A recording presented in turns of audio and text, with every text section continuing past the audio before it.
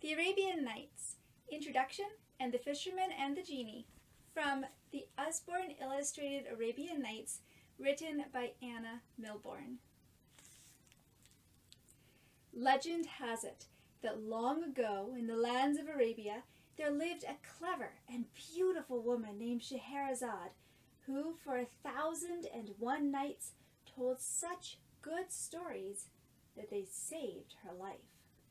They have come to be known as the Arabian Nights.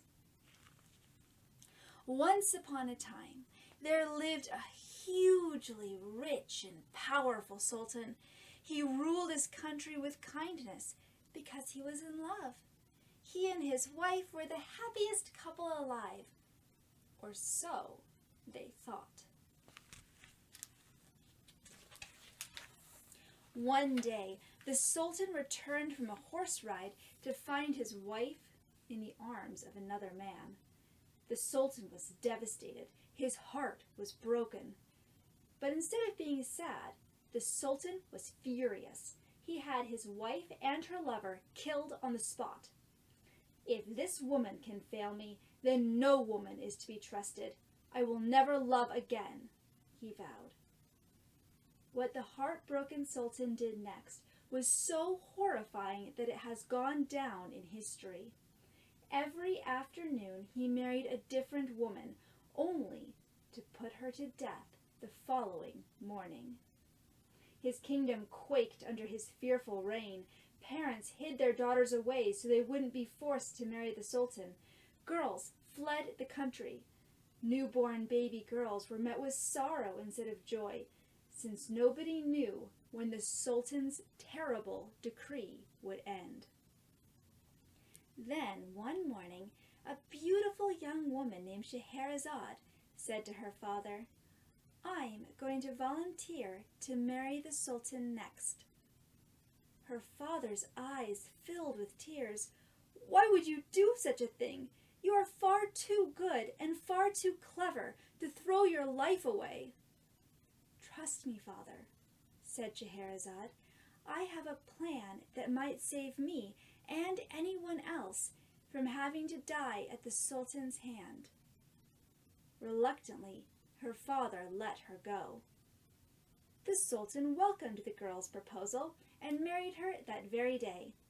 In the evening, as they were getting ready to go to sleep, Scheherazade said to the Sultan, "The night is long, and I'm not sure I can sleep, knowing I will die tomorrow. To while away the time, may I tell you a story?" "Very well," said the Sultan. And so, when the Sultan was settled in his bed, Scheherazade began The Fisherman and the Genie. There was once a poor fisherman who lived on whatever he caught from the sea. Most days he caught a fish or two for his supper, but some days he went hungry. One morning he went down to the sea as usual and cast his net. When he pulled on it, the net was surprisingly heavy. "I must have caught lots of fish," he thought gleefully as he heaved his catch onto the shore. But all he'd caught was a big old cartwheel. Shaking his head, the fisherman untangled his net and cast it further out to sea. This time, when he pulled on it, the net was so heavy it hardly moved. "This could be hundreds of fish," he thought eagerly as he bent double and hauled his catch onto the shore. But this time all he'd caught was a pile of broken clay pots. Rolling his eyes, the fisherman untangled his net and cast it even further out to sea. When he pulled on it, the net was so heavy it didn't move an inch. "It's as heavy as 1,000 fish," he thought hopefully. He tugged with all his might and eventually pulled it to shore. But this time, he'd caught a load of rocks. The fisherman sighed. "I've only got time to cast my net once more today. If I don't find anything, I'll have nothing for supper," he said. He untangled his net and cast it out as far as he possibly could into the sea. "Please, let me catch something amazing this time," he prayed. Suddenly, the line went taut. When the fisherman pulled on it, the net was so heavy that he couldn't move it no matter how hard he pulled. So, he tied it to a stake on the beach and waded into the water to try to land his catch. He pushed and pulled and heaved and shoved and eventually managed to get the net to shore. But he was disappointed to find he hadn't caught a single fish. Instead, he had dragged up a large copper bottle, which was sealed with a cork. "I still don't have a morsel to eat, but a copper bottle must be worth something," the fisherman said. He rubbed the bottle until it gleamed. "I'll sell it in the market and buy some food." He untangled his net and started trying to drag the bottle up the beach, but it was too heavy for him. "Maybe it's full of seawater," the fisherman thought, and he pulled out the cork to empty the bottle. No sooner had he opened it than a column of blue smoke billowed into the sky. The fisherman staggered back in shock as the smoke gathered into a giant cloud above him and took the shape of a towering figure. It was a genie. "Who dares release me?" thundered the genie. His mouth was cavernous, and his voice made the very earth tremble. "It was I," squeaked the fisherman. The genie glared down at the terrified man. "Get ready to die," he said. "You ungrateful thing!" the fisherman protested, suddenly filled with indignation. "What did I do to deserve that?" The genie shrugged. "Years ago, when I tried to kill King Solomon, he ordered some other genies to imprison me in this bottle and throw the bottle into the sea. At first I said to myself, I will give all the gold inside the earth to the one who sets me free." "That would have been a fine catch," said the fisherman. The genie continued. "After 100 years, I said to myself, I will give all the jewels inside the earth as well as all its gold to the one who sets me free."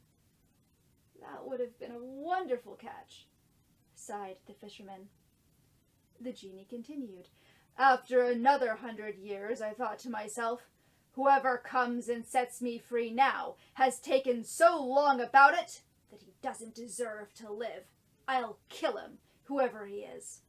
So there you have it. Now, choose how you want to die." The fisherman's mind raced as he tried to think of a way to escape death. "I'm not strong enough to fight a genie," he thought, "but maybe I'm clever enough to outwit one." He looked the genie up and down and declared, "I don't believe you can kill me." "What?" spluttered the genie. "You're a liar," said the fisherman scornfully. "I don't believe you could have come from inside that bottle. You're far too big." "I'm a genie, you fool!" he bellowed, turning purple with indignation. "I have magical powers. I can do anything I like. Of course I can fit into that bottle." The fisherman shook his head. "No way," he said. He picked up the bottle and the cork, and he waved them at the genie. "Your big toe wouldn't even fit inside here. You're not powerful enough to change that." "I am," insisted the genie. "I can make myself as big as the sky or as small as a beetle. I'm certainly powerful enough to fit inside a silly bottle." The fisherman snorted. "I won't believe it unless I see it with my own eyes," he said. "Then watch this," roared the genie, and he disappeared down the neck of the bottle. "Do you believe me now?" his voice echoed out. In the blink of an eye, the fisherman pushed the stopper back into the top of the bottle. "Yes, I do," he laughed. "You fit very nicely, thank you." "Oh no!" wailed the genie. "Let me out, please!" "Not likely," said the fisherman. "I am throwing you right back into the sea." "Please, please!" begged the genie. "I'll make you rich to the end of your days." The fisherman paused.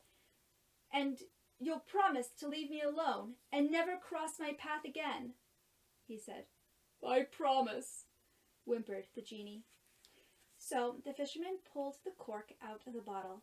He gulped nervously as the genie billowed out again and loomed above him. But then the genie bowed down low and stretched out his hand. "Come," he said. The fisherman stepped onto the enormous outstretched palm, and the genie lifted him high into the air. "See that lake?" he said, pointing down into the forest. A lake gleamed silver among the trees. "I see it," said the fisherman. "Nobody knows of its existence but me, and now you," said the genie. "It's a magic lake with fish in it, the likes of which you've never seen. Throw your net in, and you'll catch 4 fish.